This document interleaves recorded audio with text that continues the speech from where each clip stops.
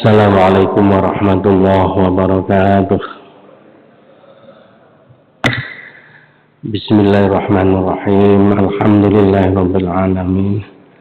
Allahumma shalli ala sayyidina Muhammadin abdika wa nabiyyika wa rasulika nabiyil ummi wa ala alihi wa sahbihi wa sallim tasliman biqadri 'azamati dzatika fi kulli waqtin wa hin, amma ba'du.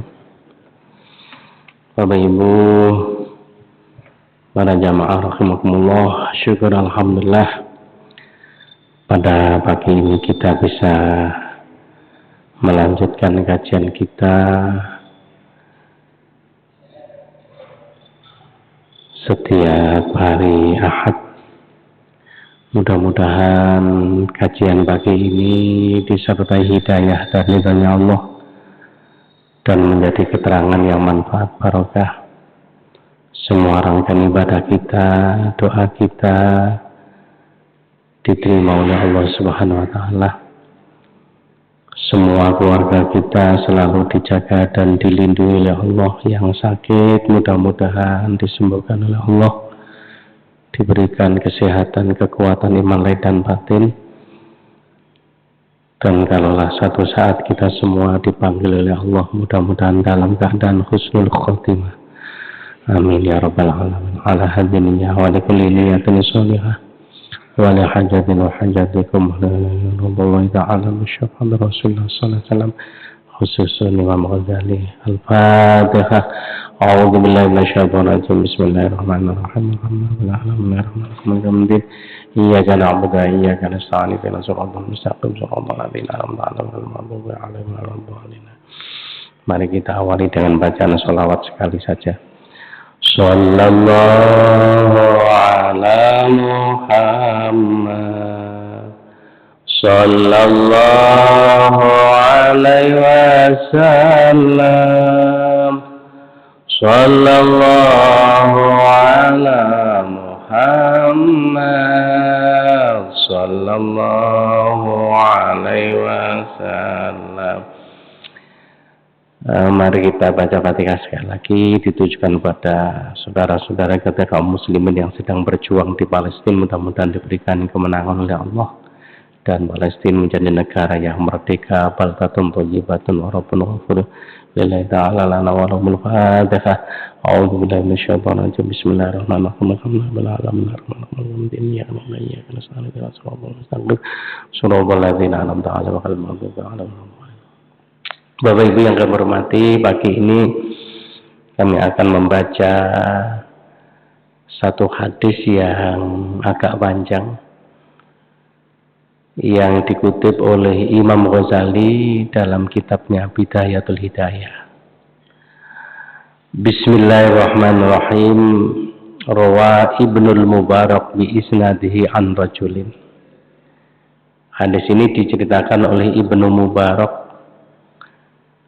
sumbernya dari seorang sahabat, annahu qala li Mu'ad, ya Mu'ad hadithni hadithan sami'tahu min Rasulillah sallallahu alaihi wasallam. Sahabat ini bertanya kepada sahabat Mu'ad bin Jabal, ya Mu'ad, ceritakan padaku satu hadis yang pernah kamu dengar langsung dari baginda Rasulullah sallallahu alaihi wasallam. Qala fabaka Mu'ad hatta dhanantu annahu la yaskutu thumma sakata. Sahabat ini menceritakan, tiba-tiba gurung jawab pertanyaan saya. Mu'ad ini tiba-tiba nangis gugluk gak menang-menang. Sampai-sampai saya menyangka bahwa Mu'ad tidak akan pernah berhenti dari tangisannya ini. Karena nangisnya nemen, Bapak Ibu.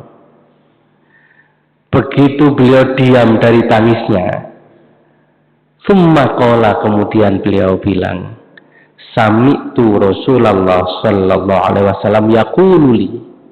Iya, aku pernah mendengar langsung dari Rasulullah sallallahu alaihi wasallam kepadaku, Beliau bilang kepadaku begini, ya Mu'ad, inni muhaddithuka bihadithin in anta hafidtahu nafa'aka indallahi ta'ala.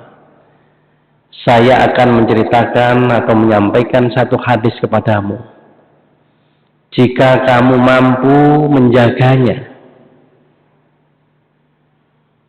maka kamu akan selamat kelak di hadapan Allah.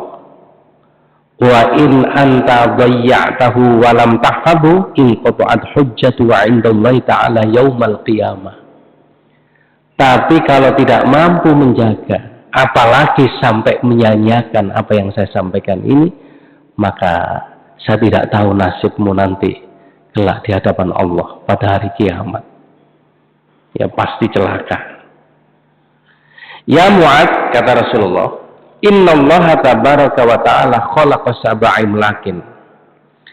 Sesungguhnya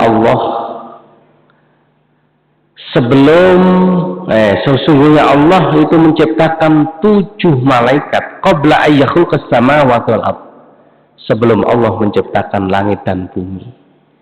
Jadi yang pertama diciptakan oleh Allah sebelum menciptakan langit dan bumi adalah siapa, Pak? 7 malaikat. Faja'ala likulli sama'in minas sab'i malakan bawaban 'alaiha. Nah, langit ini dijadikan menjadi 7 lapis. Tiap-tiap lapis langit dijaga oleh seorang malaikat. Jadi 7 malaikat tadi memang disediakan oleh Allah untuk menjaga setiap lapis langit.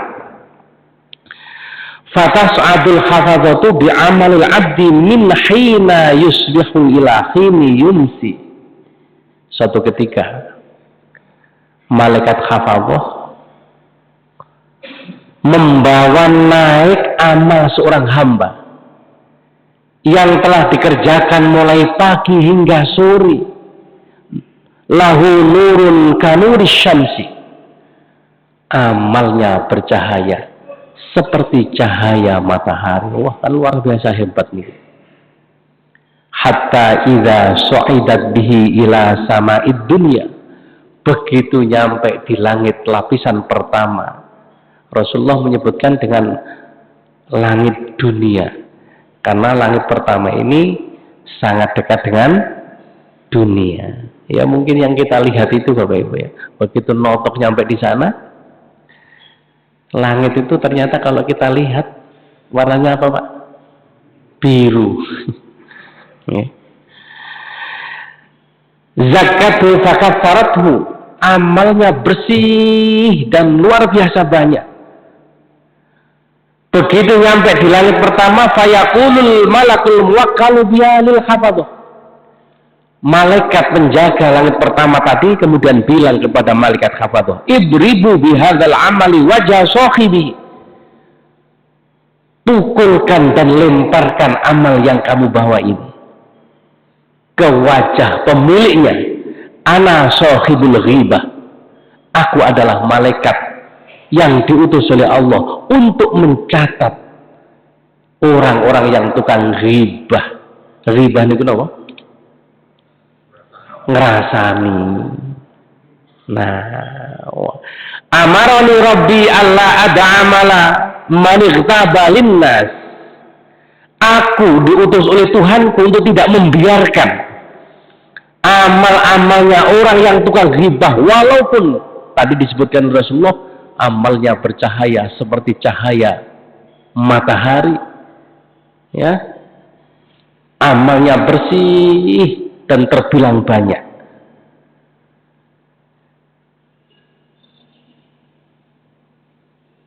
Jadi begitu nyampe di langit pertama, ternyata semua amal itu berguguran, ditolak oleh malaikat penjaga karena ada satu perbuatan yang mencidrai semua amal soleh itu. Apa tadi?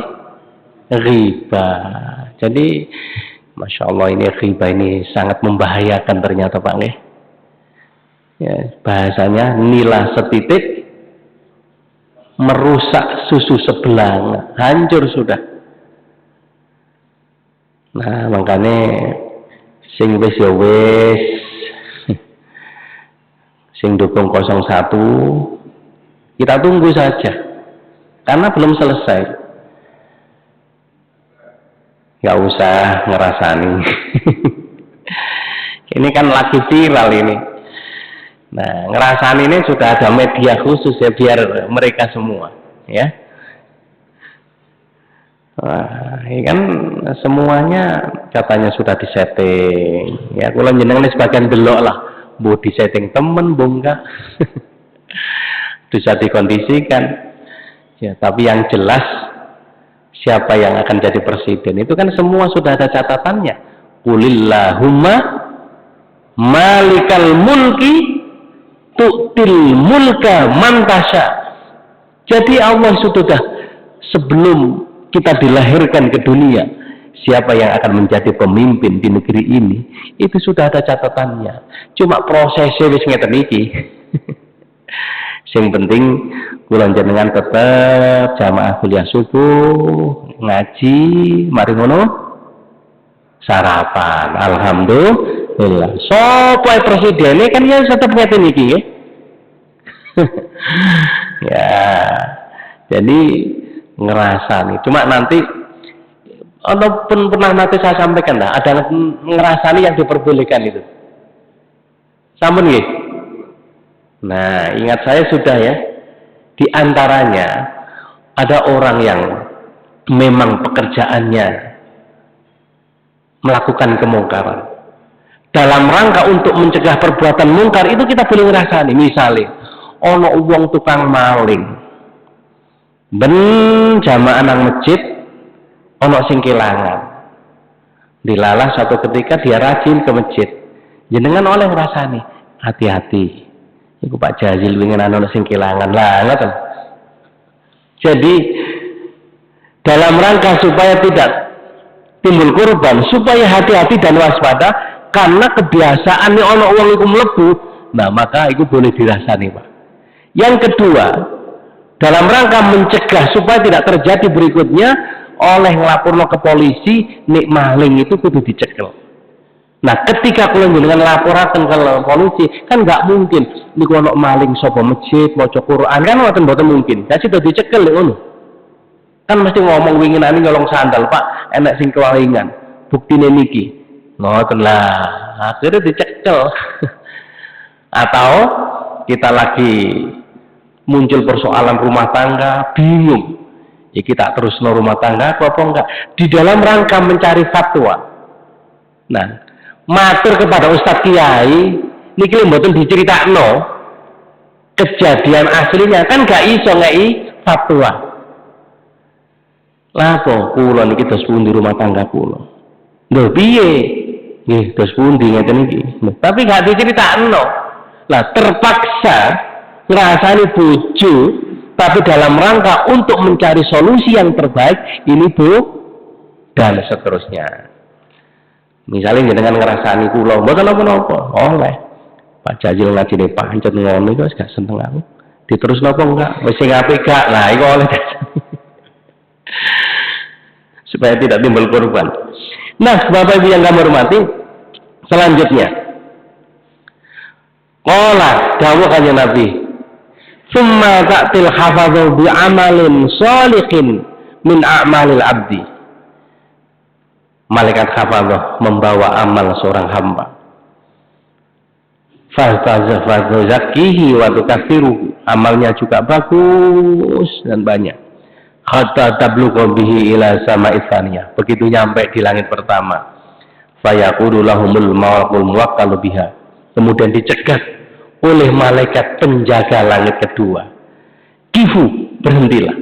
Wadribu, pukulkanlah atau lemparkanlah bihadzal amali, amal yang kamu bawa ini, wajha sahibi, ke wajah pemiliknya, annahu arada bi amalihi aradud dunya. Kenapa? Ketika dia melakukan amal soleh ketoke apik, bernilai ibadah, tapi sebenarnya yang dikehendaki bukan itu. Yang dikehendaki adalah aradud dunya, untuk memperoleh keuntungan dunia. Wah, niki kula nggih mikir, Pak. Kula ngaji ngoten niki mulai tak dereng subuh jam 3 tangi berangkat ngantuk-ngantuk. Kadang-kadang mikir iki mergo krana sangu. Apa krana memang niat ngaji. Jajal sekali-kali gak usah disangoni. Isik berangkat apa mboten? Insyaallah kula nggih mboten berangkat, Pak. Iku berarti aradud dunya. Makanya nanti dilihat mawon. Nek mari caleg pilihan ini ada orang memberi sembako, nyumbang karpet, kok gak dadi, tetep karpetnya gak digulung, berarti memang lillahi ta'ala. Gak dadi kok karpetnya digulung. Berarti memang tidak karena Allah. Nah, kan di YouTube ngenten nggih. Dilalah di TPS tersebut wis kadung nyumbang pavingnya dibongkar akhirnya. Karpetnya digulung maneh. Nah, nanti kalau sudah nyampe di langit kedua kata Rasulullah, yang seperti ini akan dicegat oleh malaikat penjaga langit kedua. Jadi yang pertama ghibah, yang kedua memang niatnya adalah untuk keuntungan dunia. Yang ketiga kata Nabi, qala wa tas'adul hafazatu bi amalil abdi. Ya batahiju nurun, amalnya bercahaya.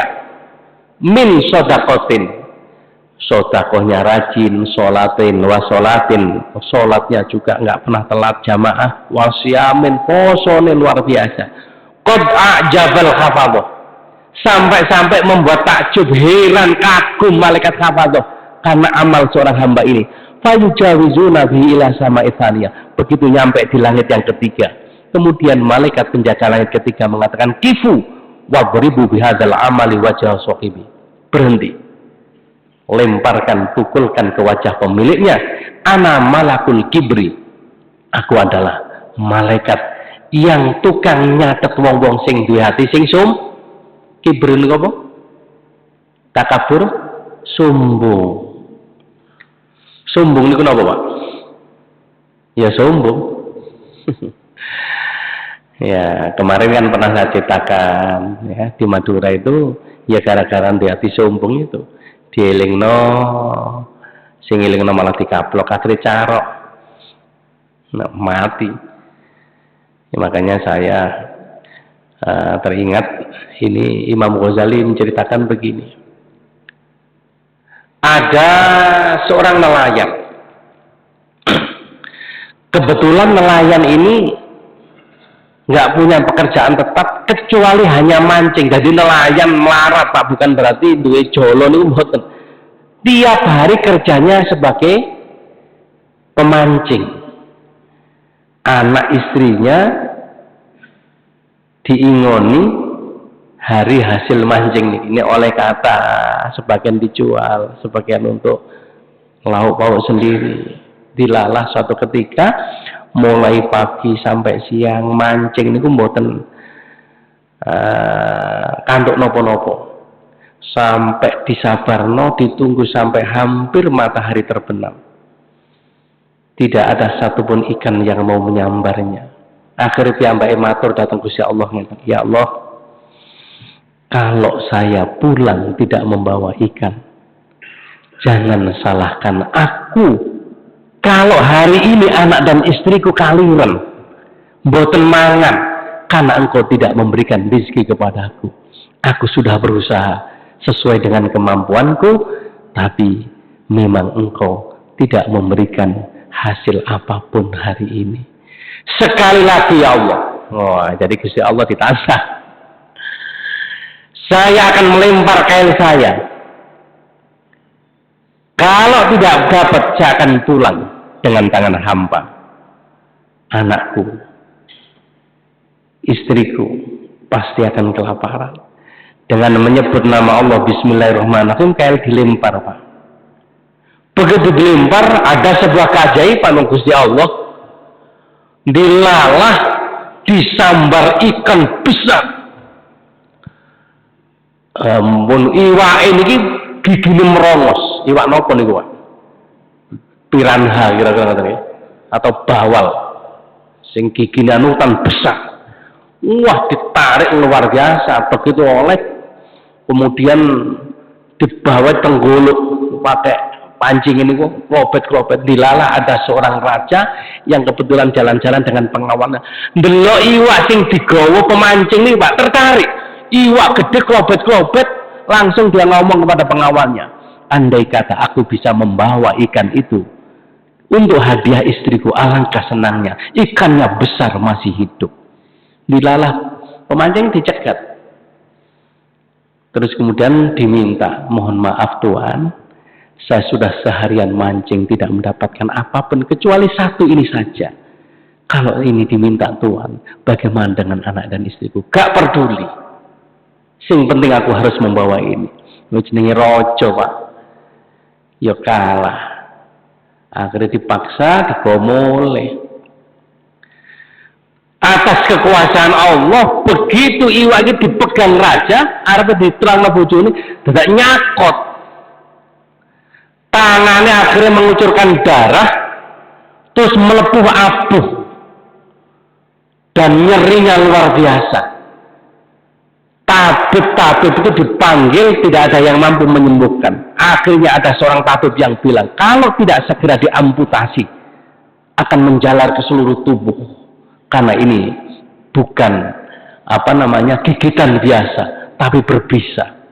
Wah, langsung dipotong. Akhirnya kemudian walaupun dipotong kan belum sembuh, tambah nyerinya luar biasa.